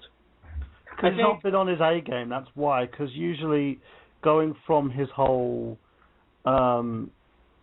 real talk type Punk promos that we've all gone to love, he's now kind of gone into the whole mechanic mode. I'm going to get you, Paul Heyman. I'm going to destroy you, Paul Heyman. Blah blah blah blah blah. And because we all know he's still a Paul Heyman guy. We all know that. Yeah, There's no truth to it. He doesn't have those elements that you usually see from a Punk promo because there's no truth to it. There's no realism in his promos. It's just generic WWE promos. Mm-hmm. And because of that, that's the reason why Punk's gone cold. But saying that, since his return, he hasn't been on top form. Yeah. A lot of it's like he's just going through the motions. But when he's in the ring with Brock, when he's fighting against Brock and trying to go toe-to-toe with the big guy, it seems bigger, it seems better, it seems more realistic. It's one of those things where you just want to pull him apart and go, let him fight. Mm-hmm. You know, it's great that they wanted to do this match. I think it should have been held off. I think Punk needed more time away. A, for his own health, because the guy's still in terrible shape. You can see it with the way he walks. He's not feeling right with the way he walks. And B, just to give people more time to miss him. I think it was too soon when he came back, and I'll always say it was way, way too soon. He never takes time off. So he got, they need him so bad that he got, a few months off, and they're, begging him to come back. Jericho's leaving, we need you back. And he just does, because he just loves wrestling so much. And it's I think another thing is, I think being a face is affecting him, because when he was a heel, he was able to go to, certain lengths when he could talk, and he was able to, push buttons and hit certain points. And as a babyface, all he can really do is just use buzzwords and just, talk about taking down the beast. And like Burhan said, we all know that, Punk thinks the world of Paul Heyman, so we can't take anything that he's saying in his promos now as personal and serious. Everything else that CM Punk has talked about in the 400-some days that he was the champion, he said personal things. He said how he felt. He would Punk was, the most realistic thing on the show, and everybody bought into him. But now that he's just a guy that got screwed over by Heyman, and we can't even really believe in this, he really hates Paul Heyman thing because it's not true. And so honestly, people can't get into the character as well. I think that's a big part of it. And honestly, I would rather have CM Punk versus Rey Mysterio. When he was a heel during that point in his career, he was a really good heel during that whole thing. The Straight Edge Society, CM Punk. Because he was trying to get the attention of the company. They gave him, they didn't have anything for him. He came up with the Straight Edge Society stuff all on his own, and he was just doing the stuff, and then they would just work around it. That was all his creativity. He was trying to get noticed, by the brass. But I mean, it made an effect. It pushed some buttons, and I mean, everybody's gonna always love Rey Mysterio, but the animosity that they portrayed between those two was a lot more than a lot of feuds you saw in that year. All right, something we haven't heard from this pretty much this whole thing. Tony, what was your feelings about this segment that we saw tonight on Raw? It's good. Oh man, there's really nothing else that everybody hasn't said already. I mean, they need to do something better next week than just have the two of them fight each other, but meh. He wishes it was a tag team match. Holla holla. Maybe Punk could dump shit on top of Heyman and Brock Lesnar, kind of like what they did to the Spirit Squad. No matter what they do next week, though, they need Lesnar to win. Never let Drew have the books. Just ever. You're gonna book the most retarded ass clown wrestling show. Dude, I'm just saying. I mean, come on. What do you He's gonna take out the ring and they're gonna be fighting in a bounce house. Dude, he's gonna book ass clowns. Don't even act like your own style. He's not gonna book ass clowns. He's gonna book outro clowns. Drew, we should start a bounce house wrestling organization in Indiana. Dude, listen.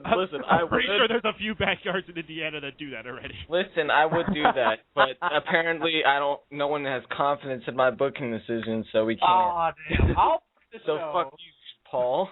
I'll book the show. You supply Wait, what?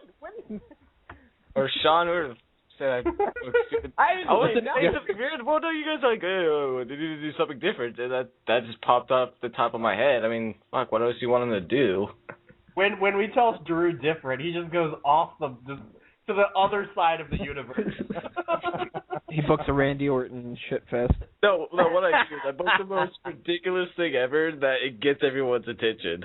That's what I do. Drew, do you know who Vince Russo is? Jeez. Gosh, give me a second. I'm just kidding. Yes, I know who he is. Okay. All right, guys. I'm gonna wrap this segment up. I'm gonna bring us over to Fandango, who comes out and he faces a returning Kofi Kingston. Pants. And he's wearing pants. Pants. Pants. I dig them pants. +1 for the pants. It took him all that time to get the pants made. That's why he hasn't been on TV. I missed him getting coming out to the ring. Did he get a reaction at all? Yeah. Okay, because I missed that part. That was as good as you're going to get in Green Bay, Wisconsin, I guess. Okay, so that's good. I think more surprising was the reaction that Fandango got. Wait, what? Did he get a good reaction? Yeah, like a cheer reaction, not even like a boo reaction. He got cheers. The people love Fandango. He's a star. No, they love Summer Rae. I love Summer As I do. I missed this entire segment because my ice cream bar gave me a dicky stomach. What does that even mean? I don't know, but I like it. I'm gonna adopt that. Dicky stomach. So this was actually a pretty good match. The ending of it was really fast-paced. They were having a lot of reversals going back and forth, and Kofi ended up nailing the Trouble in Paradise and getting the pin. So, congratulations on your return, Kofi, and I hope the pants lead you to big places. Yeah. Hey, pants always help people out. And hey, listen, Jericho might have lost. You can't go to a McDonald's without pants. Yeah, exactly. Well, if we buy into what McMahon was saying the whole first segment, where it depends on what your attire is, maybe the pants are going to give him that push that he really has been working for the past few years. Well, they say that Vince McMahon told The Miz to stop wearing those jean shorts that he used to wear because he thought he had really nice thighs. So that's why he had him starting to wear the smaller tights. So maybe he always thought Kofi had ugly legs. Oh, well, John Cena has ugly legs. You ever seen that man's legs? He's got. I don't care. I don't care. He's got tiny little baby ankles. They're hilarious.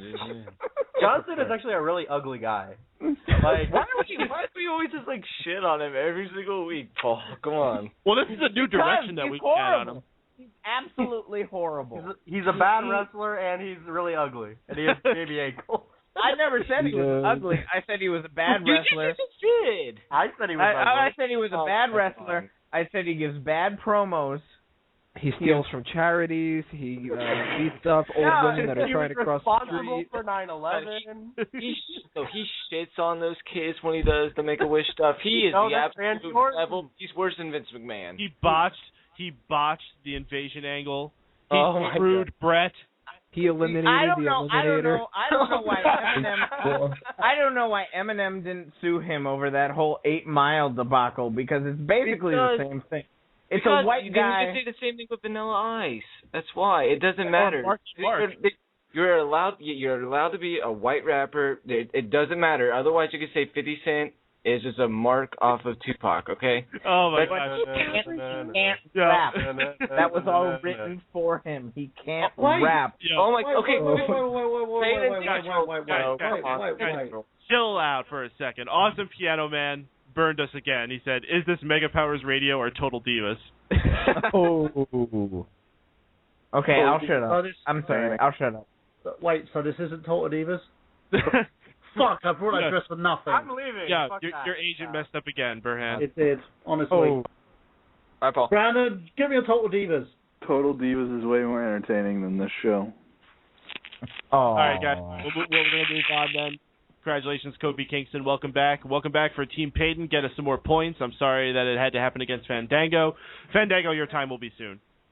So the next match we got is the Real Americans, Jack Swagger and Antonio Cesaro, going against the Usos, who got an extended entrance while the Real Americans got no entrance. Well, a lot of people got no entrance tonight. I believe someone else made that observation. It was true. There was a lot of people who, we just come back from commercial and they're in the ring. Gotta cut that time, man. Wasn't that Mango? Yep. So wait, I have a question. What's up, yo? Okay, when the Usos began their little entrance thing, did anyone else notice how one of the Usos just started spitting stuff out of their mouth, like in a mist, kind of like what Triple H does? I didn't know if that was just water or just no, it's a Samoan thing. Okay, because okay. So Samoans salivate a lot more than normal people. So. Yeah. Oh yeah. I was still on the shit at this point. That's clutch. You still having a dicky stomach? Yep. Still have a dicky stomach. I tuned out a little bit in this match too, but from what I surmised from it, at some point I believe Zeb Coulter caused a distraction, which allows Swagger to hit a cheap shot, one of the Usos, and Cesaro got the pin out of it. Woo! Is that essentially what happened? Yeah. Yeah, it sounds right. It's clutch. It's clutch. I went to get an ice cream bar during this match. So. What's with all you people in your ice cream bars? Don't you have like actual ice cream? Why do all you guys just have ice cream bars? Because ice cream bars are for lazy fat people. Because right? WWE refuses to give me my ice cream bars. That's why. So basically, they're for Jester. Yeah. I had a CM Punk ice cream bar. All right. I'm the only one who gets them because I'm the big fanboy. Punk sends them to me. Behind John Cena, of course. And a freezer truck. You guys got to say clutch. No. Holla holla. All right, guys. So next match we had was Big E Langston going against Dolph Ziggler, a rematch from last week. The match that, honestly, once again, is supposed to be a SummerSlam match. I don't know why we keep seeing this on Raw. And the beginning was really cool. I don't remember this. I wish I could recall the full series of moves, but I remember it was a really funny little beginning they had. What's up? I bet it's a mixed tag match. Yeah, we were talking about that earlier. Like that's the reason why. What was it? I wasn't paying attention to the chat a bit, so yeah. I could see it being a mixed tag. Yeah, Kaitlyn ended up coming out during this match to attack AJ. They catfight into the ring, which distracts Dolph Ziggler, allowing Big E Langston to clothesline them down and then hitting the big ending on Dolph. Poor Dolph's knees. And getting the pin. Can Big E get a new move someday? Like the big ending. And can he get like a singlet that fits him so he doesn't have to keep like taking him off whenever he starts hulking up? Like I can understand it's tight on him and he's getting choked in the thing, but just get a bigger one. All right. You know what it is? That's what she said. I finally understood why he does the big ending. It's so that Dolph's face can go in his man boobs. Oh. Should he just change the name to the motorboat then? He's the only man who can say has a bigger chest than Kaitlyn. Yo, that could be like a new finishing move, like how Rikishi had the stink face. He can do it with like his chest. Motorboat, yeah. Dude, he has a bigger chest than Nikki Bella. Kaitlyn has some big boobs as well. And you got a 5 count when it comes to the rope, so, that works with the song. Did anyone see the nip slip? It's not a nip slip when you take your top off. WWE's version of porn. God, I feel like I keep on missing these nip slips. Big E boobies. I feel like you guys haven't seen Candice Michelle's videos. Paul, could you see me after the show? Okay. Sure thing. I know exactly what you're talking about. I'm just saying. God. I'm just That's saying. right. All right, I know that's right. After that match, we end up having a bunch of promotion for summer camp. Yummy. You guys know what that is? Oh, man, it's a summer Well, you camp. should, because we're going to be having a guest on Mega Powers Radio this Wednesday night on the Daceman Show, which is going to be Chris Brandt, a contestant from USA Summer Camp, which airs weekly after Monday Night Raw, but you should be listening to us anyway. But, hey, if you're into reality TV, we're going to have that guy here on Mega Powers Radio, so be sure to tune in this Wednesday, 8 p.m. on Mega Powers Radio for the Daceman Show. I'm sure it'll be a lot better awesome. than this segment was, because this segment was fucking awful. They were talking to these girls, and one of them was like, oh my gosh, I want to be a diva so I can hit someone with a chair. I'm like, when has a diva ever hit someone with a chair? No, you said... Back when Jazz was a diva. You said she wants to hit someone with a chair, dumb bitch. I'm not what paraphrasing. Did the other one say? She had s'mores up her ass or something? What was it? What did the other one say? She said something about like she had s'mores shoved up her ass or something. As like no, she was like, I've had chocolate in places I don't want to talk about. Yeah. Houses and pieces that he does want to talk about. Like her vagina. I was gonna say that could be either good or bad. I thought she meant her ear, like that guy had tuna in his ear. Maybe she got chocolate in her ear. No, she was talking about her vagina. Chocolate body paint. Pretty sure. Tuna ear. Or her butthole. Her vagina. Okay. Listen, I kind of zoned out. I tuned back in when we started talking about vagina and butthole, so that's up in my life. But wait a minute, if you get chocolate up your butthole, how do you even know it's there? Because it's sweeter than your poo. You just look at the toilet, man. Just look at the toilet. We've reached this point of the show. In most cases, you're looking the Diva's bag. And we have 0 viewers. Oh, goodness gracious. All right, we get to our main event of the evening, which is a 6-man tag, player. It was Daniel Bryan, Randy Orton, and John Cena teaming up to go against The Shield. And it had a pointless DQ finish. And the little bit of that we had after the match was actually cool, though, because first Randy Orton did an RKO out of nowhere on Daniel Bryan. And then he proceeded to do another RKO out of nowhere on John Cena. And then we got the big tease. Randy Orton going to cash in the Money in the Bank briefcase. But the Shield decided to show up once again, and Randy Orton decided, maybe now's not the best time. And so the Shield proceeded to lay the beat down on Cena and Daniel Bryan, and Randy Orton walks away, still holding on to his Money in the Bank briefcase. And that's how we went off the air, with the Shield standing tall. Which RKO was more out of nowhere? Nice grammar. All I need to know is, did he do it for Zamunda? I don't get it. I didn't get it when you posted it. I don't get it now. Because it's from this movie called Coming to America, which has an actor you might be aware of called Eddie Murphy. He was the voice of in the movie. He sang that song "Party All the Time," right? Yeah. I love that. My girl wants to party all the time. Before that, he was one of the funniest comedians of all time, or at least of his era. And he made funny movies, and one of them, his 80s classics, is about a prince of a small African country. I've seen his funny movies, like Adventures of Pluto Nash. Yeah, I know you're hilarious. Because that was so much funnier than Meet Dave. But what does it have to do with Randy Orton? I don't understand this. He got hit in the nuts in South Africa. I don't know. Oh, okay. There you go. Got it. Over the weekend. All right, I'm caught up now. Okay. For the Zamunda.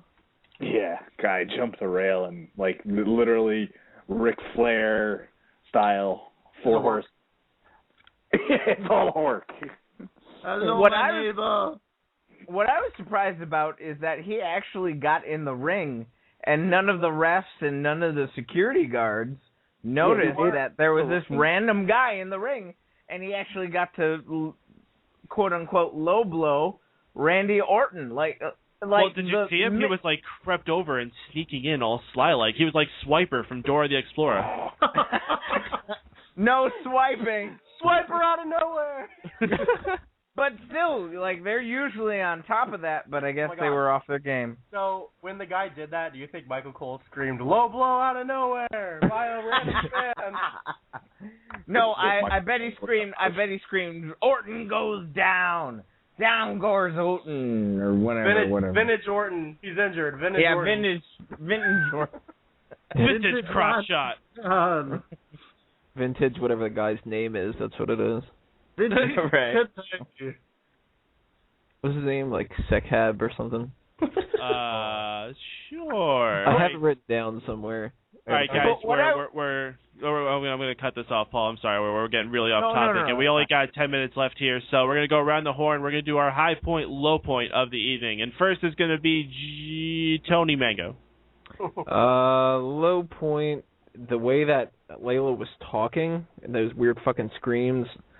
High point, post-show. Good answer. All right, next we got Brendan. High point, low point. I have a dual high point. I guess you could say my high point was Daniel Bryan's 2-minute shoot promo and Brock Lesnar throwing CM Punk like he was nothing. Low point, I guess I could probably say Layla's heel turn, I guess. But I don't know if that really happened on the show. Maybe I could say the Usos was a dual low point for me because I think the Usos are a good team. I just think their execution in the ring is not as crisp as it should be. They were off on a lot of things. It's just a little shit that bugs me. Maybe that's just the way the camera films it, but it just seems like their execution in the ring is sometimes off. The way they bump, the way they kind of run into moves a little, I don't know. I don't know if it's blame, but yeah. Paul, high point, low point. My high point was Daniel Bryan telling it like it is to John Cena because all he cares about is money. He can't wrestle, and he has absolutely nothing to do with actual wrestling, and he just likes money and likes his mansion and will live in that forever. My low point, I have to say, is this continuing feud with the McMahons and Stephanie and Triple H and Mr. McMahon. I just think it's old. We've seen this before. We've seen it with Stone Cold Steve Austin and The Rock and all that stuff. Just get rid of it. Let the superstars do what they're going to do. Drew, high point, low point. High point, Ryback losing. The low point, the Barrett losing his beard. Or stubble. The stubble. Drew must enjoy Raw every week because Ryback loses a lot. So. Jester, your high point, low point. I have a dual high point like Brandon. I think the dueling promos between Bryan and Cena was cool, with Bryan, shooting on Cena a little bit, and then Cena with the perfect retaliation. Like, you say all I care about is money, and then he brings out why he really cares about this and why he wouldn't wrestle another match tomorrow because he loves the WWE too much. They're just really, really good stuff. Like, where we normally hear the same promo out of John Cena every week, this was one of those times where Cena showed why he has been an 11-time champion. Really good stuff from John tonight. And the Brock Lesnar CM Punk fight was just really, really exciting. I paid attention to the whole thing. Typically when I'm watching Raw, I might look away at my computer and stuff during the show, but my focus was all on that. That was a really high intense segment, and the crowd was into it. It was really, really interesting. Low point, everything involving the Divas. Like, from the backstage segment with the Bellas and the slap from Natalya to the awful promo by Layla and the even worse match between Kaitlyn and Layla. I feel like really bad for AJ because everyone that they could put her in the ring with is not worthy. Like, it makes her look like crap, and she's a diamond among pennies. And they have no one that's worth feuding with AJ, so they have to continuously push this personal rivalry with her and Kaitlyn because that's all they have. Fair, Del Rey. All right, Sean, high point, low point. I have 2 high points. The 2 high points are JBL returning back to commentary and the Brock Lesnar segment. And the low point was the crowd. That's a good low point. The crowd really did stuff. Absolutely. Yeah. Burhan? I have to agree with Sean. Low point, crowd. High point for me was probably I would say the Daniel Bryan, John Cena segments. I did actually like what Cena was how Cena was cutting his promo, even though he was being a bit hypocritical. But it really seemed more like heel Cena coming together. So I'll go with that. All right, and that leads to me. I'm going to say my high point of the evening was the CM Punk Curtis Axel match. I think that was the match of the night, and I think it was probably when the crowd was most interested in a match because every other match was kind of. My low point of the night, I'm going to say Ryback versus Mark Henry. That was just an absolute abomination. Boring. Boring. There's no one else said that. All right, guys, so we're going to do our final thing of the night. We're going to go around the horn one more time, and we're going to do plugs. Chris Jester, I want to get you in first because we only got about 5 minutes of live time here, so you go ahead. Okay, I'm going to be writing more articles on Fanboys Anonymous, and you can check that out. Like a lot of the other people on the panel write for Fanboys, and Tony runs it, and you can check those out. Also, I have a friend who's doing a Kickstarter for a sci-fi project that she's doing, and you can look at the link to that on the Mega Powers Facebook page. And you can follow me on Twitter at ThatJesterKid, ThatJesterKid. All right, fantastic. Brandon, you good? If you like hearing me talk, you can listen to me talk tomorrow on this very radio station where me, Peyton Burhan, and whoever the hell else wants to come along can join us on Geek Speak tomorrow, Mega Powers Radio. On Wednesday, Support Hawks Anonymous. Don't listen to the Baseman Show. They have just some reality show star on. Nobody cares about that. And Thursday, you can listen to me on Keeping Kayfabe. So, yeah, follow me on Twitter, at Brandon All Hope, Facebook, all sorts of social media things. All right, Burhead? www.nerdgenius.com, youtube.com/TheNerdGenius. Also tune in to all the Mega Powers Radio shows, as always. Check out I Got Gameplay, 8 p.m. every Saturday. So check that out. Miguel Leon will be hosting this week, and he'll be doing the show on cancelled games. Also check out a little show that myself and Brandon are starring in called This Job for Hire. Episode 2 will be available in September. Episode 1 is currently airing, which is the pilot, so check that out. Tony. OutOnLimbs.com, FanboysAnonymous.com. Check out Bleacher Report. I got 2 articles coming along this week. One of them is already up. WWE SummerSlam 2013. Booking mistakes that must be avoided. Go to SmarkOutMoment.com and YouTube.com/SmarkOutMoment for Fridays or Saturday, depending on when you end up watching it. Smack Talk. All right, Sean? Check my articles out on Fanboys, and I've got a new Twitter page to announce, which is Welsh Angry Gamer, so follow me on there, please. Awesome. Paul? I know this isn't a plug, but please pray for my mom. She's got a broken foot. She's holed up in bed right now, probably for 4 months. But I will be at the Shack in Black Earth on August 18th and August 25th. Come out. We'll have a good time. I'll DJ, and I'll make you happy. Whoa, that's a big bill you're promising there. Sorry about that. It's cool. Drew? Okay, because I'm used to going first, but now I'm last. I'm not going to plug anything important today because you don't have much time, so just... No, bounce houses, awesome. Get a bounce house, fuck off if you don't. I love your bounce houses. Hey, my bounce houses are the best. Fanboys Anonymous, if you don't go, fuck off. And, wow. Fuck off. So go. Bounce House Wrestling Federation, Drew. Hello. Yeah. Hello. Do you take your advertising lessons from the Iron Sheik? Yes. Is that the VHF? Fucking bullshit! All right, everyone. Thank you, everybody, for listening to us here on the Monday Night Raw post show here on Mega Powers Radio. We will be here every Monday night immediately following the conclusion of Raw for you to join us and call in, listen to us, and whatever other fun stuff going on. We also have lots of other great shows here on Mega Powers Radio. You've heard about Geek Speak, you heard of I Got Gameplay. We also do pay-per-view pre-shows every time WWE hosts a pay-per-view. So the next one coming up is on August 18th, beginning at 6:30 p.m. So that gives us an hour and a half to talk before SummerSlam. It's the biggest pre-party to the biggest party of the summer. And, of course, I want to plug Keeping Kayfabe, the newest edition here on Mega Powers Radio. We just debuted this past Thursday night. Had a really good episode. I was unfortunately not able to be there, but Burhan, Brandon, and a couple other people joined the panel. I believe Paul was there to fill in the spot. It ended up being really good. They covered Daniel Bryan versus John Cena all the way back from 2003 when they were on Velocity. Really cool insight. Coming up this week, we're going to be doing Macho Man Randy Savage against the Ultimate Warrior from SummerSlam 92. So be sure to tune in Thursday night, 9 p.m. Don't watch that other wrestling thing that's going on. I don't even know what it's called anymore. Some stupid thing with an MMA fighter.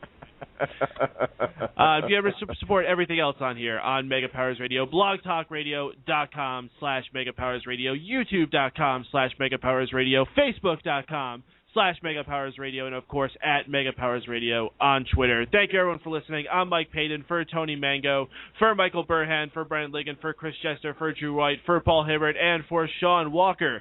This is Mega Powers Radio Monday Night Raw post show. We'll see y'all next week. August 8th, warning, bitch.